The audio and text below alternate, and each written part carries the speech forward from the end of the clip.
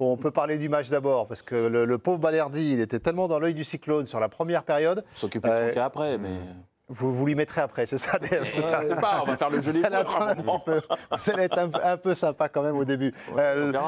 Est-ce que ce but marqué en toute fin de période transforme votre regard sur l'Olympico? Vous ressortez comment? 0-0 jusqu'à la 88e minute, ça aurait pu être le premier 0-0 de la saison, et finalement ça se transforme en une victoire de l'OM. À part Rémo qui a fait des bons sans doute sur la fin de match. Non, moi j'avais annoncé 88e, Lyon va gagner 1-0. Donc sur penalty, j'ai dit penalty. Complètement à côté. Bon, ça fait 1-0 quand même. C'est but contre son camp. Non, mais la différence, elle était nette quand même entre la première et la deuxième mi-temps. Pour Lyon, la sortie de Fofana fait la différence. Lyon a de la chance de marquer ce but-là. Parce qu'ils peuvent prendre, il y a 2 occasions pour Marseille, où c'est eux qui peuvent faire la différence en deuxième mi-temps.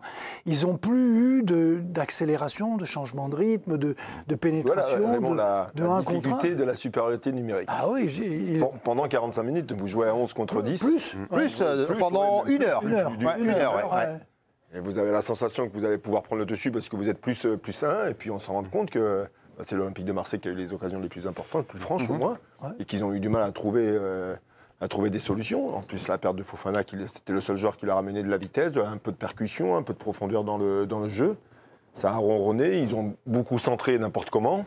Peu de présence devant les buts quand il y avait des centres, parce que personne n'a coupé les trajectoires au premier poteau. Puis il y a eu ce fait de jeu en fin de match avec le but contre son camp de Balerdi. Est-ce que ça fait basculer, Sébastien, cet Olympico, pardon, c'est-à-dire basculer dans l'émotion? Oui, dans l'émotion. Le scénario fait qu'on ressort de ce soir-là. S'il y a eu 0-0, je pense qu'on se serait dit la seconde période nous a un petit peu endormis, malgré les 2 jolies occasions de l'Olympique de Marseille. On se serait dit c'était décevant par rapport à la première période qui était plutôt enthousiasmante quand même. Là, le fait qu'il y ait un but à la fin du match, bien sûr, pour ce qui est du côté émotionnel et sur l'ensemble de la soirée, pour dire est-ce qu'on a passé une belle soirée, je pense qu'on bascule du bon côté grâce à ce but. Que ce soit pour Lyon ou pour Marseille, ça n'aurait rien changé. Le Groupama Stadium est en fusion, en train de fêter cette victoire. Et ça, pour l'Olympique Lyonnais, ça transforme tout. Quoi. Il y a 6 semaines. C'est un mois. Ils se retrouvent là avec une équipe qui est quand même, on en reparlera, mais brinque-ballante, parce que je pense qu'ils ont vraiment besoin d'ici demain soir d'un attaquant de pointe. Ils font 9 sur 9. Mais ils se retrouvent avec 3 victoires. Ils peuvent être heureux. C'est inespéré. Non, mais c'est ça l'histoire. Après, c'est vrai qu'il a été globalement décevant. Il y a eu des faits de jeu, on aura l'occasion d'y revenir, qui vont raconter une histoire de ce match. Après, sur le niveau de jeu, et notamment en seconde période, ça a été compliqué même du côté de Lyon, et on s'est retrouvé à la situation, je pense même que c'était Seb qui avait dit à la mi-temps, tous ces centres que Lyon ne coupe pas, c'est peut-être aussi le fruit du fait qu'il n'y ait pas de neuf. Et à un moment, c'est devenu même caricatural, parce que quand Marseille s'est un petit peu rééquilibré avec la sortie de Greenwood, et la sortie sur blessure de Fofana, alors là, pour le coup, il y avait presque plus d'avantages lyonnais. Donc ils s'en sortent avec cette situation qui, là, est plus un fait de match avec le CSC de Balerdi. Globalement, on n'a pas eu un grand match, mais c'est un match qui va avoir de drôles de conséquences. Oui, c'est plaisant. Mais après, il y a aussi, à l'inverse, je pense qu'on pourra revenir aussi sur M. De Zerbi, sur le côté un peu plus négatif, mais il a effectué un changement à la mi-temps, qui a amené aussi son équipe à accepter de subir. Et finalement, cette équipe-là... Greenwood sanctionné à la mi-temps, entre guillemets. Enfin, on verra si c'est une sanction ou pas pour vous. Il met un défenseur supplémentaire. Et il se retrouve avec vraiment une ligne de 5 très alignée. C'est plus facile à gérer pour une équipe.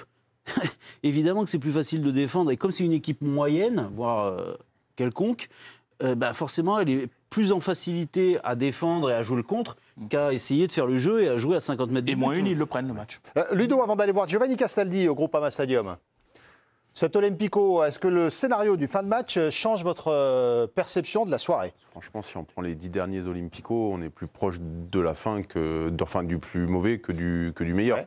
À 0-0, ça aurait été le premier depuis 10 ans. Honnêtement, c'est toujours un match qui révèle toujours beaucoup de choses. Il y a toujours du spectacle, il y a toujours des scénarios un peu inattendus. Puis c'est un peu les deux vrais rivaux de la Ligue 1, quoi, en fait. C'est le scénario finalement auquel on s'attendait. On se disait si l'OM...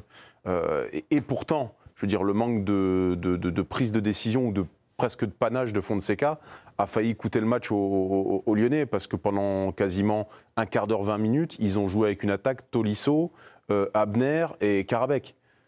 bon, c'est pas le meilleur moyen pour marquer, pour essayer d'enfoncer le clou Non. et d'essayer de prendre l'avantage sur ce match-là, alors que Lyon avait un réel avantage. Donc il a tergiversé, ça a failli lui coûter cher, et puis finalement il fait ce changement, et puis ce joueur que j'aime beaucoup, moi, Pavel Such, que je trouve vraiment très très bon, il avait déjà été merveilleux lors du dernier match. Donc évidemment, on va se projeter maintenant, mais je trouve que, heureusement, que la trêve internationale arrive maintenant pour l'Olympique de Marseille. On va en parler dans un instant. Ça va leur faire le plus grand bien, parce que là, tu repartais sur une nouvelle semaine. On va en parler de Marseille, évidemment, dans quelques instants. Giovanni Castaldi, qui est en train de surveiller ce qui se passe du côté de la zone mixte. Ah, Giovanni. Giovanni, alors, vu du Groupama Stadium, on ressort comment de cet Olympico ? Bonsoir Messaoud, bonsoir à tous. Oui, on est juste en fait à côté du tunnel des joueurs. Il y a Georges Mikotadze qui est passé, qui a été acclamé en tribune. Il y a eu une magnifique osmose entre le public lyonnais et les joueurs. L'ambiance ce soir au Groupama Stadium était magnifique. Le stade était bondé. Comment on sort de cette rencontre ? C'est un Olympico un peu décevant, mais il faut dire qu'on avait du caviar depuis cette histoire de rencontre où l'an passé il s'était passé un scénario complètement dingue avec la victoire de l'Olympique de Marseille. J'ai trouvé qu'il y avait pas mal de déchets technique, c'est un succès mérité pour l'OL, même si Marseille a été dangereux parfois en seconde, en contre-attaque. J'ai l'impression qu'ils étaient même plus à l'aise en défendant et en contrant qu'en devant faire le jeu. Mais moi, je vais être tout à fait honnête, j'attendais pas grand-chose de cette saison de l'Olympique Lyonnais. J'étais même inquiet. Et après ces 3 rencontres, forcé de constater que le staff a très bien travaillé. C'est la première fois que je voyais Morton des tribunes. C'est vraiment un joueur délicieux. Donc voilà, et on sent que ce club travaille sainement, qu'il y a une bonne ambiance. Est-ce que c'est le départ de monsieur John Textor qui a fait tant de mal à ce club, qui a un peu libéré tout le monde sans doute? En revanche, en face, je suis extrêmement inquiet pour l'Olympique de Marseille. Encore beaucoup de nervosité et un problème de niveau tout simplement. Quand je vois encore le niveau ce soir du capitaine Balerdi, mon Dieu, il faut que Marseille recrute derrière. Il a été vraiment très mauvais ce soir, l'Argentin. Le pauvre Balerdi qui en plus symbolise ça avec un but contre son camp qui a offert la victoire depuis le début de saison où il est dans tous les mauvais coups complètement. Mais c'est vrai que ce que disait Giovanni, c'est qu'on pouvait avoir, vu ce qui s'est passé cet été, vu l'état des finances de l'Olympique Lyonnais, pour avoir les plus grandes craintes pour Lyon. Limite, c'était une victoire même de rester en Ligue 1. Et tu sens qu'ils ne se mettent pas plus d'objectifs que ça, même si un club comme ça a vocation plutôt à être européen. C'est quand même une saison où tu sens que on verra bien ce qui se passe. Or, Marseille, c'était un peu la dynamique inverse. C'est-à-dire qu'ils finissent très fort en finissant deuxième du championnat, donc qualification directe pour la Ligue des Champions. Ils font une intersaison où déjà, ils gardent leur entraîneur, ce qui est une première depuis je ne sais pas combien de temps. Non, mais c'est vrai, c'était déjà ça, parce qu'il y avait déjà un petit peu des rumeurs, des Herbiers restera pas. Il est resté. Je crois qu'il y avait encore, comme l'année dernière, tous les clubs d'Europe qui le voulaient. Non, mais c'est vrai qu'il y avait un petit peu ce truc-là. Ils gardent plus ou moins leurs joueurs très forts, Pierre, Grouli, etc. À ce moment-là, Rabiot, puisqu'il n'y avait pas encore l'incident. Et on s'est dit que Marseille, par contre, allait arriver vraiment lancé. En plus, ils récupèrent Aubameyang, etc. Et c'est les trajectoires complètement inversées. C'est-à-dire que Lyon fait de briques et de broc, c'est pas un grand Lyon, mais avec ce qu'ils ont, ils optimisent. Et Marseille, qui devait arriver plein badin et être le vrai challenger du PSG jusqu'à ce qu'il puisse tenir. Non, mais c'était un petit peu comme ça que c'était présenté. Pas finir à 20 points, être un peu celui qui résiste. Mais c'est un carnage. Et ce soir, ça symbolise ça complètement. Peut-être, effectivement. Romain, déclaration du milieu de terrain de l'OM. Bierg, exactement, le milieu de terrain marseillais, Pierre-Émile Bierg, chez nos confrères de Ligue 1+. On se rend la vie difficile avec le carton rouge, on le rappelle à la 29e minute. On a eu les occasions, mais perdre ici, ça fait mal parce qu'on est Marseille et qu'on veut gagner le match, basta. Pas plus Pas plus, pour l'instant. Vous vouliez d'autres choses. Vous vouliez d'autres choses. Ils sont en train de travailler dur.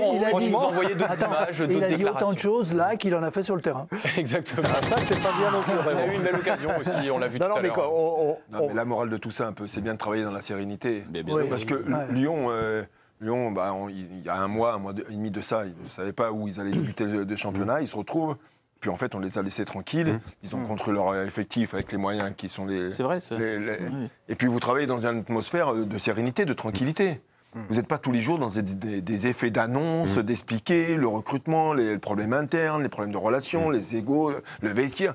Mais en fait, ça pollue toute une préparation. C'est vrai que Lyon, on leur fout la paix par rapport à... C'est vrai, et quand vous travaillez dans la sérénité, vous vous préparez, parce qu'une préparation d'une saison, c'est un vrai travail. C'est un vrai travail sur la durée. Mais quand il y a trop de choses qui s'y passent, à un moment, il y a des... Et puis l'été dernier, on nous a expliqué, en tout cas Pablo Longoria nous a expliqué, qu'on allait voir ce qu'on allait voir et que à partir de maintenant, donc l'été dernier, ce serait une nouvelle politique sportive à l'Olympique de Marseille, qu'on serait dans la stabilité, qu'on est sur une nouvelle ère qui part sur 3 ans avec un entraîneur merveilleux, etc. On constate quand même que le grand Monopoly auquel est habitué l'Olympique de Marseille depuis que Pablo Longoria dirige ce club continue. Et que, évidemment, que les joueurs qui sont là, ils ne savent pas si après-demain ils sont toujours titulaires, remplaçants, ou s'ils ne seront pas dans un loft. À un moment, ça ne peut que impacter, effectivement, cette sérénité, forcément. Là, ce qu'on est en train de vivre ce soir, l'impact de cette victoire de l'Olympique Lyonnais, Giovanni a commencé à en parler tout à l'heure, l'impact, il est au-delà même de ce qu'on peut ressentir là. Vous trouvez? Moi, je crois. Pour l'OM, pour Lyon, c'est pas la même chose de faire 3 victoires consécutives et de battre l'OM vu le contexte. Pour Lyon, pour eux, il y a vraiment full bonus complet. Mais il y avait quand même Corentin Tolisso qui avait expliqué en tout début de saison, et là c'était une pierre dans le jardin de John Textor, il a dit cette saison, en tout cas depuis cet été, les choses sont en ordre, on travaille de manière beaucoup plus organisée, on sait qui fait quoi, et ça change la vie. C'est-à-dire, en gros, ça apaise complètement le climat. Évidemment, suivez mon regard du côté de John Textor. De l'autre côté, ça va être très très compliqué parce que ce que dit Sébastien, on est déjà à 9 mouvements du côté de Marseille. C'est pas fini visiblement d'après ce qu'on a compris. Et c'est vrai que cette histoire Rabiot là sur le premier match, tu as le droit de perdre à Rennes, ça arrive, c'est le football, c'est la première journée, enfin il n'y a pas le feu non plus. Mais cette histoire Rabiot qui a pris des proportions incroyables. En fait, sous couvert parce que c'est un peu comme ça que ça a été vendu, on défend l'institution et pour la préserver, il faut prendre des décisions radicales vis-à-vis de Rabiot, je pense que ça a braqué une partie du vestiaire. Parce que moi, je suis attentivement la conférence de presse de Højbjerg qui suivait cet incident-là, je peux te dire qu'il n'avait pas digéré. Mais les types ne comprennent pas. Ils comprennent pas. Ça a déjà été évoqué 100 fois, mais les types ne peuvent pas comprendre. Des gens qui ont été dans des vestiaires pendant des années, on en a au moins 3 ici, ils ont assisté à combien de bagarres dans leur carrière? Je veux dire, les mecs ne se font pas virer pour ça. Personne n'a été licencié pour cette raison-là. Donc ça n'a aucun sens et donc personne ne comprend. L'impact, en tout cas, il est plus grand que ce qu'on aurait pu imaginer. C'est dur de se mettre en ordre de marche quand t'es joueur et tu ne comprends même pas ta direction et qui parle en plus de plusieurs voix parce que... Non, mais en plus, on multiplie, mais il y a des joueurs qui, comme Gouiri l'année dernière, c'était Van Basten. Bien sûr. Et il reprend le début de la saison et il ne joue pas, ils prennent quelqu'un d'autre et le mec, il n'est même pas rentré aujourd'hui, il est sur le banc. Et Gouiri, on a l'habitude avec lui, c'est-à-dire qu'il a eu beaucoup... Non, mais c'est pour tous les joueurs. C'est pas le bord de Marseillais, c'est à un moment donné Gouiri qui a toujours eu un problème avec la concurrence. Oui, mais là, il a pas encore été mauvais. Attention.